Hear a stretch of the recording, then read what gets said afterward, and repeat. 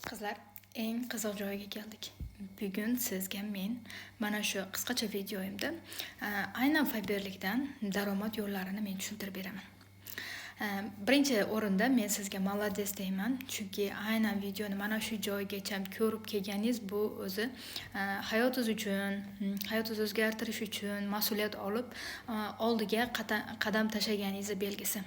Lekinchi juda ham ko'pchilik mana shu farzandlar meni farzandlarim, men ham harakat qilishim kerak, bular uchun men ham nimadir qilishim kerak deb turib mas'uliyatni bo'yniga olib hayotini o'zgartirish uchun, sharoitni o'zgartirish uchun mas'uliyatni bo'yniga olib harakat qilish hammani ham qo'lidan kelmaydi.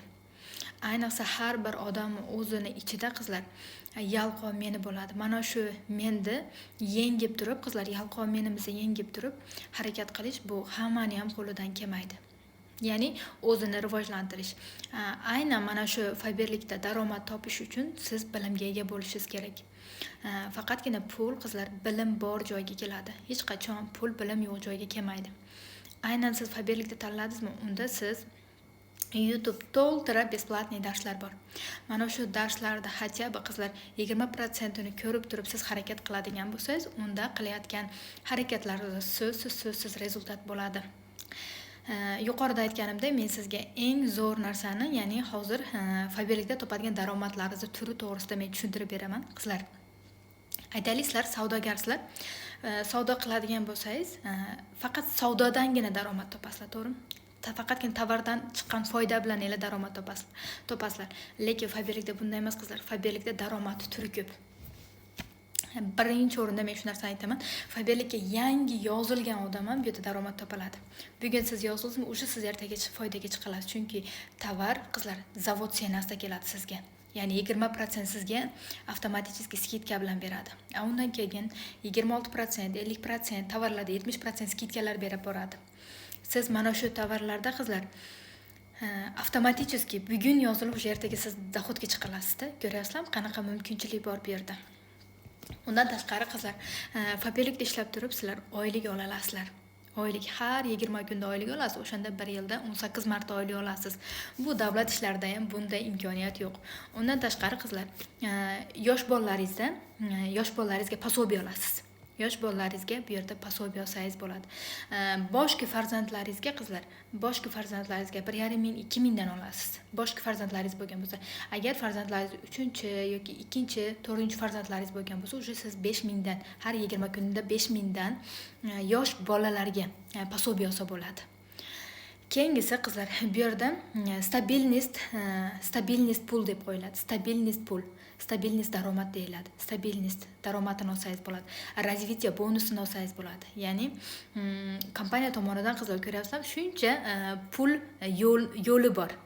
Bu yerda yuqorida sizga tushuntirdimmi qizlar? Yuqorida siz agar siz sotuvchi bo'lgan bo'lsangiz, faqatgina tovardan chiqqan foyda bilan daromad topasiz. Boshqa yo'l yo'q, to'g'rimi?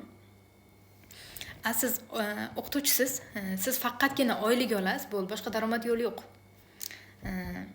Lekin Fiverrlikda ko'ryapsizlar, bu yerda daromad yo'li ko'p. Undan tashqari qizlar, Fiverrlikda kvalifikatsioniy bonus degan bor. Kvalifikatsioniy bonus. Ya'ni siz direktor bo'lganingizdan keyin ana shu direktor statusida 8 katalog turgan bo'lsangiz, kvalifikatsioniy bonus beriladi. Bu kvalifikatsioniy bonus qizlar, bu oylikdan tashqari beriladigan pul hisoblanadi. Ko'ryapsizlar, qizlar? Ya'ni bu bonuslar sizning statusingizga qarab o'sib boradi. Например, siz direktorsiz, 80 ming bonus, ya'ni 80 ming kvalifikatsioniy pul olasiz. Kvalifikatsioniy bonus deb qo'yiladi. Aytaylik, siz старший Cerebro direktorsiz. Cerebro direktorda уже 150 ming kvalifikatsioniy bonus olinadi. Aytaylik, siz zolotoy direktor statusini ochdingiz. Zolotoy direktor statusini ochganingizda уже sizga 200 ming kvalifikatsioniy bonus berilyapti. Bu har bir sizning statuslaringizga bu oylikdan tashqari beriladigan pul qizlar. Ko'ryapsizlar, bu yerda daromad yo'li juda ham katta. Birinchi o'rinda siz topgan, olgan tovaringizni sotib turib foyda qilsangiz bo'ladi. Yoki siz sotmasdan o'z yuzga kerakli bo'lgan mahsulotlarni olib ham siz bu biznesni qilsangiz bo'ladi. Qaysi tomonni tanlash bu o'zingizda, qaysi variantni tanlash o'zingizda ixtiyoringizda. Tushunyapsizlar? Например, aytaylik qizlar, boshqa bizneslarda, boshqa davlat ishlarida bunday imkoniyat yo'q. Razvitiya bonusi, ya'ni razvitiya puli yoki aytaylik stabilnost puli yoki пособие puli yoki kvalifikatsioniy bonus pullar, bular yo'q qizlar. Bu qizlar Faberlikda ishlab turib direktor statusini ochgan har qanday ayol kishi mana shu 9 xil qizlar 8 xil bonus pullarda olinadi. Oylikdan tashqari berilyapti, ko'ryapsizlar qizlar. Undan tashqari jerniy oylik. Har bir direktor statusidagi qizlarga 40 ming, 45 ming, boringani 35 ming, 50 ming, 55 minggacha direktor statusidagi qizlar oylik olsa bo'ladi. Undan tashqari qizlar, men sizga boshidan tushuntiradigan bo'lsam, siz albatta siz novichoksiz, yaqinda keldingiz. Siz marketing plan bo'yicha qizlar, siz 3% bo'lgan bo'lsangiz, 3% daromad, siz 3%, ya'ni 100 ball qilib turib, siz 100 ballik tovar oborot yurgizganingizdan keyin sizga kompaniya 3% foydasini bo'lyapti. 9%, ya'ni 600 ball qilib turib, siz kompaniyani 9% da siz 3,5 ming dohod olyapsiz. Buni qizlar kompaniya tilida aytadigan bo'lsak, личный объемный skidka deb qo'yiladi. Объемный skidka. Ya'ni kompaniya sizga объемный skidka qilib beryapti. Объемный skidka, ya'ni yangi kelayotgan odamga ham qizlar kompaniya объемный 100 ball bilan o'zi объемный skidka berib boshlaydi. Ya'ni sizga 200 so'mdan qizlar 700 so'm, 800 so'mdan, 3,5 mingdan, 4 ming, 5 ming, 7 ming, 8 ming qilib sekin oyligingizni ko'tarib boryapti. Aytmoqchimanki qizlar, agarda siz haqiqatda hayotingizni o'zgartirmoqchi bo'lsangiz, sharoitingizni o'zgartirmoqchi bo'lgan bo'lsangiz, uyda o'tirib turib daromad topmoqchi bo'lgan bo'lsangiz, sizda yosh bolalaringiz bor, ko'chaga chiqolmaysiz, ko'chaga chiqishga sizda ruxsat yo'q bo'layotgan bo'lsa, ayni vaqtda mana shu faberlik biznesini mahkam, qattiq ushlab turib, mana shu bilimlarni o'zingizga singitib, qizlar, harakatni boshlang. So'zsiz biz sizga yordam beramiz. Bu biznesda qizlar olib ketish uchun, ya'ni bu biznesda ishlab ketishingiz uchun, bu biznesda 3-4 yil, kamida 3-4 yillik tajribasi bor liderlarim sizga albatta yordam beradi. Albatta, men ham sizga yordam beraman. Qizlar, qanday savollar bo'lgan bo'lsa, albatta nastavniklaringizga bog'lansangiz bo'ladi. Hammaga omad.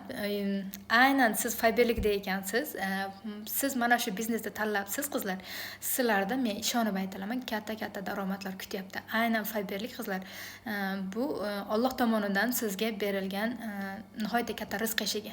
Mana shu rizq eshigidan kirib turib katta rizqni topib ketish ham bu o'zingizning qo'lingizda. Yoki hozir bo'lmasa ekan, andaqa ekan deb turib negativ bildirib, nolib bo'lmadi, andaqa bo'ldi deb o'tirish ham bu sizning o'zingizning qo'lingizda. Qizlar, sizning fokusingiz nimada bo'lgan bo'lsa, ana shu narsa rivojlanadi. Ya'ni siz men bu biznesni qila olaman, qo'limdan keladi, men eplayman. Hamma bosh yuvadi, tish yuvadi, kir yuvadi, idish tovoq yuvadi. Mana shu mahsulotlardan hamma foydalanadi. Shunday ekan, Faberlikda qizlar, biznesda bardavom deb turib, mana shu ko'z qarashda siz ishlaydigan bo'lsangiz, so'zsiz bu biznesda siz yuqori status, yuqori darajalarga erishasiz. Agarda bo'lmagan narsa andaqa deb turib siz negativ bildirib o'tiradigan bo'lsangiz, o'tirgan joyingizdan jilmaysiz. Siz nimani o'ylayotgan bo'lsangiz, siz miyangizda nimani o'ylayotgan bo'lsangiz, xuddi ana shu o'ylagan narsamizga yarasha bizning hayotimizda realliklar paydo bo'ladi qizlar. Hammaga omad.